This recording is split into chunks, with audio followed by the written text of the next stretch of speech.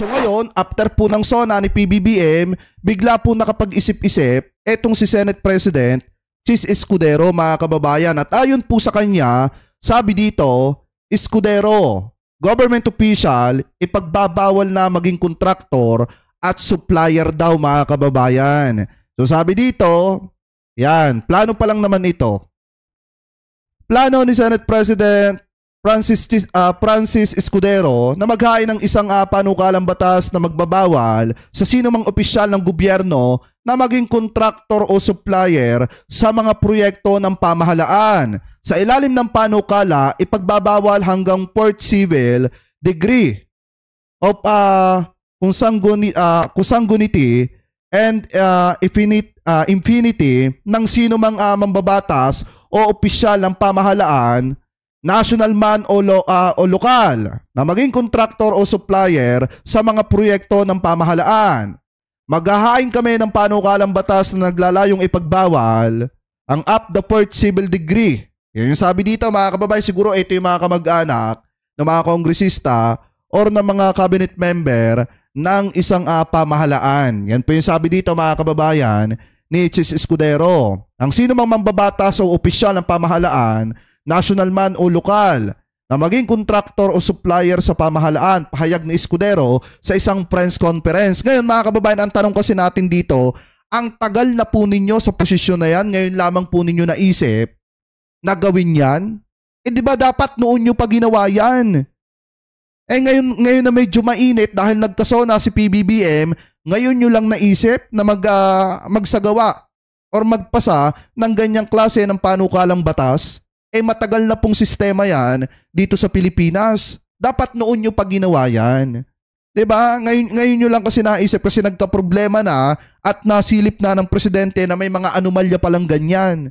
Diba na kung saan sinasabing may flood control project pero definitely wala naman talaga at yung iba ghost project lang, mga kababayan. Kaya nga dapat noon pa nila ginawa ito. Kasi yan ang sistema, yan ang masakit na sistema dito po sa Pilipinas. Ano po ngayon sabi pa dito? Basahin pa natin. Para sa akin, klarong conflict of interest. Yon at hindi dapat pinahihintulutan yon nang hindi mawawala yung opisinang pinanghahawakan ng opisyal, dagdag pa niya. Ginawa ni Escudero ang pahayag kasunod ng talumpati ni Pangulong Ferdinand Bongbong Marcos Jr. sa kanyang SONA kahapon kung saan sinata niya ang mga gobyerno na mahiya naman sa palpak na flood control project. Ayon kay Escudero, kung sa mga abogado na pumasok sa politika, pinagbabawalang i-exercise o gampanin ang propesyon, mas lalong dapat ipagbawal ang pagpapatuloy ng mga mambabatas na maging kontratista at supplier ganong parte na sila ng pamahalaan. Kung ang abogadong tulad ko, halimbawa, bawal mag-exercise ng propesyon, di siguro naman mas lalong dapat nating ipagbawal dahil klarong may conflict of interest yung mga kontratista at supplier na maging parte ng pamahalaan. Kung sila'y parte ng pamahalaan, magpatuloy sila sa dati nilang negosyo sa ni Chis Escudero, mga kababayan. So ngayon kung iisipin nyo mabuti, nakakapagtaka bakit ngayon lang. Kung kailan naging mainit na at nakikita nilang nagagalit na ang presidente dahil nga, mga kababayan, nililin lang nila ang taong bayan, ngayon lang naisipan ni Senate President Chis Escudero na magpasa ng ganitong klase ng panukalang batas. Bakit? Dahil ba magkakaroon na ng investigasyon? Kaya kailangan, mga kababayan, magpabango? Kung tutusin, matagal na po niya dapat naisip ito. Kasi ito po talaga yung pinakamasakit na sistema ng ating bansa, na kung saan yung isang politiko nagiging kontraktor, kaya yung pagpasok ng pera dire-diretso sa isang politiko, mga kababayan. Yung mga kickback at yung mga personal interest nila talagang nangingibabaw. Kasi nga, biruin nyo, totoo naman yung sinasabi na kapag yung isang senador may project, mga kababayan, tapos may kamag-anak na kontraktor, minsan doon na lamang po pinababagsak. Para nang sa ganun yung pera, hindi lumalabas, yung mga kickback nananatili pa rin doon sa isang politiko. Kaya nga dapat, mga kababayan, kung tutuusin, noon pa nila ipinagbawal ito. Bakit? Dahil ba tinamaan sila sa sinabi ni Presidente Marcos na talagang may mga gawain na ganyan na kung saan dapat naman talaga na mahiya sila sa mga kababayang Pilipino po natin na naaapektuhan ng matinding pagbaha tuwing magkakaroon ng kalamidad dito po sa ating bansa. So ngayon mga kababayan, kung titingnan nyo, ipagbabawal na daw ni Escudero yung pagiging kontraktor ng isang tao ng gobyerno. Ibig sabihin, yung pagkuha ng isang congressman o senator ng kontrata or pagiging kontraktor ng isang congressman at senator, yan daw po ay ipagbabawal na ni Chis Escudero. Kahit yung kapamilya ni senator o congressman na kontraktor, yan po ay ipagbabawal na ni Chis Escudero. Kasi nga naman, ang nangyayari, kapag may kamag-anak si senator, doon niya na lang ibibigay yung project para na sa ganon, yung pera ay hindi lumalabas sa kanilang pamilya. At may kickback din dyan, pihado, etong si congressman or kaya naman, eto pong si senator. At yan po yung dahilan kung bakit gustong ipagbawal ni Escudero yung mga ganyang klase ng aktibidad. Pero para sa akin, dapat noon niya pa ginawa yan. Hindi yung ngayon na nasoplak na sila ng presidente. So ngayon, ituloy po natin mga kababayan yung usapin po natin na yan. Dito naman po sa nakita nating balita na kung saan mga kababayan, ayon po kay Senator Ping Lacson, hindi pala 1 trilyon, nasa 2 trilyon pala mga kababayan, yung mga flood control funds na nawala dahil daw po sa corruption. Ibig sabihin, umabot ng 2 trilyon yung mga naaksaya or nawala at hindi maipaliwanag dahil daw po sa korupsyon dito sa flood control project. So basahin po natin. Sabi dito mga kababayan, ayan, posibleng umabot ng 1 trilyon hanggang 2 trilyong alokasyon para sa flood control project ng Department of Public Works and Highways, DPWH. Ang nawala na sa katiwalian ayon kay Senador Panfilo Lacson. Sa panayam sa DZBB, binigyan din ni Lacson na kailangang suriin ang mga mekanismo ng pamahalaan para sa paghahanda, pagpaplano at pagpapatupad ng programa para matugunan ang problema sa pagbaha kasama ang climate change sa sinasabing dahilan ng baha. Pero yung convenient na itinuturo lagi.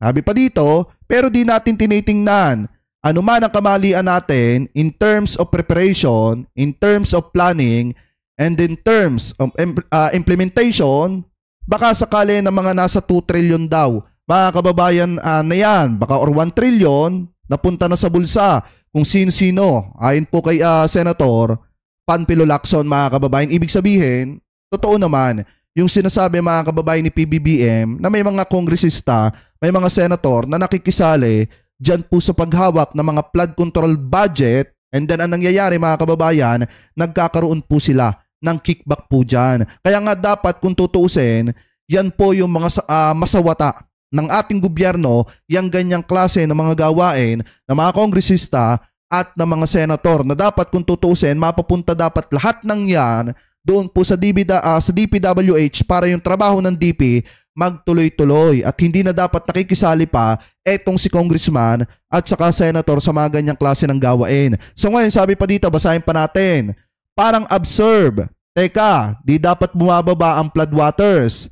Di nagre-raise dahil naglalaan tayo ng mas malaking pondo. Bakit directly proportional siya? Something is very wrong. May mali daw. Kung hindi na manage or kung hindi na management, baka sa planning, sa policy, dagdag niya. Ayon pa kay Lacson, bagamat halos 2 trilyon ang nag-allocate sa DPWH pa lang para sa mga flood control projects mula 2011, hindi pa rin natutugunan ang problema ng pagbaha. Umaasa si Lacson na tatalakayin ni Pangulong Ferdinand Marcos Jr. ang problemang ito sa kanyang State of the Nation Address o etong SONA. Kung makikita nyo, natalakay na naman po yan ni PBBM. So ngayon, mga kababayan, since nagsalita ng presidente, asahan po natin na sa mga susunod na araw, may mga lalabas na pangalan, may mga makakasuhan, at may mga negosyante, mga kontraktor na talagang matatamaan dito po sa problema at issue ng flood control project. So yung mga DDSET na naghahanap ng aksyon ng gobyerno ni PBBM sa issue ng flood control project, sana naliwanagan kayo sa naging SONA ni Presidente Marcos. Biruin niyo mga kababayan na mismong inamin ni PBBM yung naging resulta sa kanyang malawakang pagbisita dun sa mga lugar na binaha at nakita nga niya ang matitinding problema. May mga flood control project na nasira agad dahil nga substandard yung pagkakagawa at tinipid. May mga flood control project naman na sinasabing ipinatayo doon pero definitely ghost project po pala at hindi tunay. Sa madalit salita, guni-guni lang at ibinulsa yung pera para doon sa proyektong yon. So yan po ngayon mga kababayan ay tututukan ng gobyerno ni PBBM at asahan na po natin na may mga tatamaan po dyan na mga politiko at mga kontraktor. Kaya sana magsilbing aral po ito sa mga kababayang Pilipino po natin na kung may mga nakikita kayong anomalya dyan, huwag kayong matakot na magsumbong sa gobyerno ng ating mahal na Pangulong si Presidente Marcos dahil nga yan po ay aaksyonan ng ating gobyerno at hindi papalampasin yung mga korap na opisyal dyan. So ngayon mga kababayan, nakita nyo naman kung paano magalit si PBBM at alam naman po natin na may tinamaan po talaga dyan dahil unang-una, yung mga mahihilig sa insertion dyan na dinadala kung saan-saan ang pera ng taong bayan, yan po ay mapapapanagot. Kaya nga kung makikita nyo habang nagsasalita si PBBM, patangu-tangu na lang yung isa kasi tumatama sa kanya eh. Sino ba yung mga mahihilig dyan sa insertion? Yung isa habang pumapalakpak, hindi may aalis sa isipan ng mamamayang Pilipino na malaki din yung napapunta sa kanya na pera ng mamamayan. Para sa mga flood control project dyan po sa Bulacan.